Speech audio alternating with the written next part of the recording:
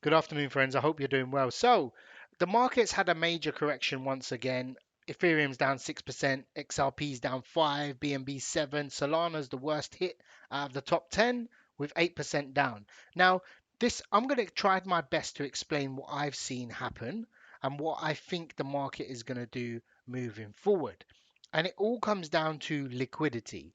And you may not understand, people talk about liquidity, but they don't actually understand liquidity. So I'll give you an example. This pool has 50 million worth of Solana. This is the largest Solana USDC pool. So a lot of people buy from this pool. A lot of exchanges, if people want to withdraw, they buy from this pool. It only has $10 million of USDC. So when someone sells, there's only 10 million available. And what happens is when someone sells and there's a little bit of USD, the chart falls further and quicker and harder. But because we've got a lot of Solana, the pump back will take a lot more. It will take basically $50 million to pump it, $10 million to dump it 100%. So $5 million off this pool, not accounting everything else, just as an example, 50% would take $5 million. To pump it, you're going to need $25 million. So that means dumping is easy, pumping is hard. But this isn't taking into account everyone else out there, every other pool, every exchange, every market order, etc. But looking at liquidations, what majorly caused this crash was look, 1.1 billion in longs, shorts, all over the place getting liquidated. People were long in the market. What happens is when you long the market and you get liquidated, if I put $100 long and I get liquidated, my $100 gets sold on the open market. So $1 billion got sold on the open market. If there's no liquidity to swap it and catch it, you get those major drawdowns. And of course, there's no liquidity of $1 billion in, you know, or $500,000 in like an hour, 4 hours. It's not possible. So you're gonna get major price changes, like 8% from here to here, or even more actually, since the morning, 13%. So it's not looking good. But on the positive side, this is the part where it's looking like a bargain. But the road to recovery, if you think it's going to moonshot back up, forget it. It's not going to happen. It's going to be a very slow, low volume sideways market if we're still on the positive side, and it's going to fly up. Price prediction wise for Solana, I'm betting two ways.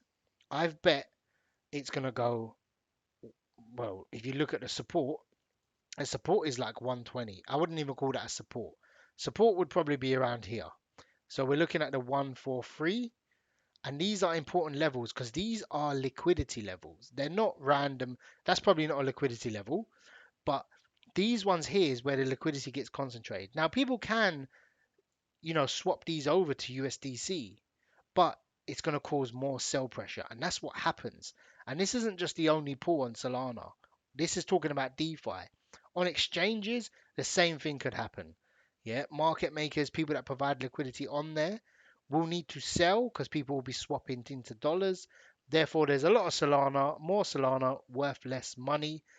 And I personally think this is going to be a very low volume November, moving up and down sideways.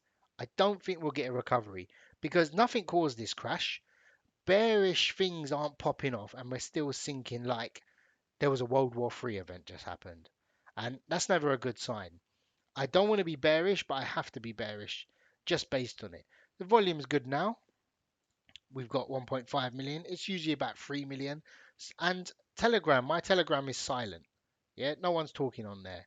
People aren't viewing as much. No one's around. Everyone's just switched off. The meme coin space is pretty much dry as hell. Like anything that, even when CZ interacts with things, nothing's really getting engagement. Look at Asta. Asta had CZ pump it. He brought $2 million, and it's back to where it was.